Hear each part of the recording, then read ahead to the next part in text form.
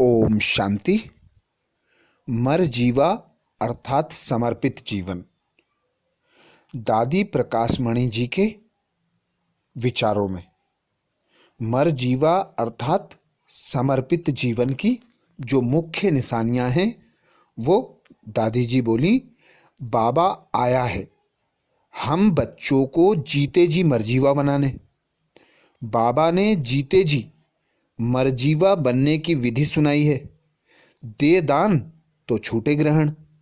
तो मर जीवा अर्थात सब कुछ बाप को दान दे दिया। तो हर एक विचार करे कि हमारा जीवन मरजीवा है, हम मरजीवा बने हैं, तो उनकी निशानियां क्या हैं? मर जीवा अर्थात सब कुछ दान करने वाले। दान किया माना ग्रहण छूटा। यज्ञ में हमेशा दान किया जाता है। दान करते तो मन इच्छित फल मिलता है। तो कौन सा दान हमें इस यज्ञ में करना है? सबसे बड़ा दान है जीवन दान। चाहे इसे जीवन शब्द कहो, चाहे तन मन धन कहो, चाहे स्वभाव संस्कार का दान कहो, या देह सहित देह के सब संबंधों का दान कहो। पिछला जो कुछ है उसका दान माना दान। दान शब्द बहुत छोटा है, लेकिन दान की परिभाषा बड़ी गूढ़ी है। तो हर एक विचार करो कि क्या मेरा यह जीवन दान हो चुका है, या दान करना सोच रहे हैं, या कुछ रखना है? दान का अर्थ क्या है? इस पर राजा जनक का दृष्टांत देते हैं कि राजा जनक ने अपना सब कुछ दान कर दिया, लेकिन उसका वायदा था कि जब मैं घोड़े पर पांव रखूं उस समय से ही सब दान माना जाए। तो जनक राजा ने जब एक पैर घोड़े पर रखा तो कहा, यह सब तुम्हारा हो गया। उसी क्षण जब दूसरा पैर उठने वाला था तो अष्टावक्र ने कहा, रुको, यह पांव क्यों उठाया? दूसरा पांव उठाने का संकल्प क्यों आया? यह तो तुमने दान कर दिया। तो यह संकल्प अर्थात आहुति देने आए हैं। तो हर एक अपने से पूछो कि हम पूरे स्वाहा हुए हैं या होने की सोच रहे हैं। यह बहुत गहरी बात है, क्योंकि सारे जीवन का यही सार है। तो दादी जी दान के लिए गुह्य परिभाषा बताती हैं और कहानी राजा जनक की बताती हैं कि राजा जनक ने 1 सेकेंड में अपना सब कुछ देने का संकल्प कर लिया था। तो ऐसे ही हम बच्चों ने बाबा से जो संकल्प किया है वह संपूर्ण निभाना है। मैं मरजीवा बना हूँ अर्थात मैं समर्पित हुआ हूँ। अगर मैं कहूँ मेरा जीवन मरजीवा तो है, मैं पुरानी दुनिया से मर गई, बाबा की बन गई, तो बाबा पूछते, तुम पूरा समर्पित हो गए हो? अगर समर्पित हो गए तो उसकी निशानी ग्रहण छूटा। यह भी कर्मों की गहन गति है, क्योंकि जब आत्मा मरजीवा बन गई तो फिर किसी संबंध से, संपत्ति से, वस्तु से, वैभव से अपना ममत्व रख नहीं सकती। मरजीवा अर्थात सब कुछ दान। अगर जरा भी किसी में ममत्व है, बुद्धि योग जाता है, तो क्या उसे दान कहेंगे? कई बार हम अपनी बात पर अड़ जाते हैं कि यह बात मेरी माननी चाहिए, चाहे मैं राइट हूँ या रॉन्ग, लेकिन यही होना चाहिए। तो यदि यह जिद का स्वभाव है तो क्या उसे मरजीवा कहेंगे? जिद माना देह अभिमान। देह अभिमान है तो सत्य असत्य की तुलना कर नहीं सकते। अगर यह रियलाइज करते कि मेरे में जिद का स्वभाव है तो दान क्यों नहीं करते? सरल बन जाओ और जिद का स्वभाव खत्म हो जाएगा। जब मैं समर्पित हो गई तो किसी बात की जिद क्यों करती? यह ज्ञान जितना ही सहज है उतना ही गुह्य है। अगर सदा श्रीमत को सामने रखो, बाबा को सामने रखो, तो देखो पुराने संबंधों का, स्वभाव का जो विस्तार है वह विस्तार दूर हो जाएगा। बिंदु बन जाओ तो कोई विस्तार नहीं। मरजीवा अर्थात माइंड सदा टावर ऑफ पीस में रहे। अगर अंदर में कोई विकल्प है तो मन स्वीट होम में जा नहीं सकता। मरजीवा बनने की पहली निशानी है सब विकल्प समाप्त हों। अगर पूरे संकल्प विकल्प हैं तो मरजीवा नहीं है। अगर कोई भी बुरा संकल्प विकल्प है तो मरजीवा नहीं। हमें बाबा की श्रीमत है, तुम्हें किसी के अवगुणों को नहीं देखना है। मैं किसी के अवगुणों को देख अपना मन खराब क्यों करूं?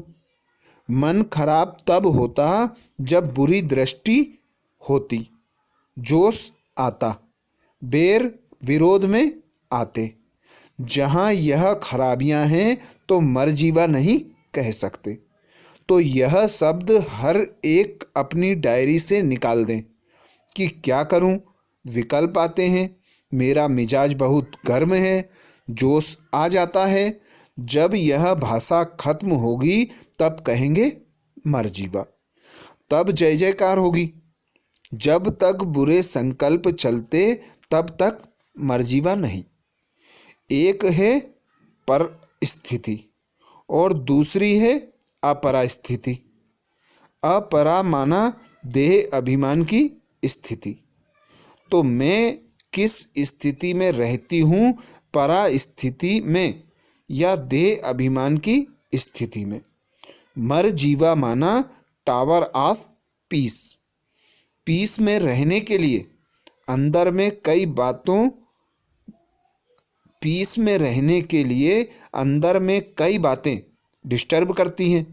चाहते भी हैं कि देह भान से परे रहें, बाबा की याद में बैठें, लेकिन कोई ना कोई विचार बुद्धि में आ जाते हैं जिससे बुद्धि डिस्टर्ब हो जाती है। फिर कंस्ट्रक्शंस के बजाय डिस्ट्रक्शंस का काम कर लेते। ऐसे को मरजीवा नहीं कह सकते। कई बार कईयों को यह संकल्प आता है कि हम यहाँ आते हैं, हमें कोई पूछता भी नहीं, हमारी कोई ने खातिर ही नहीं की।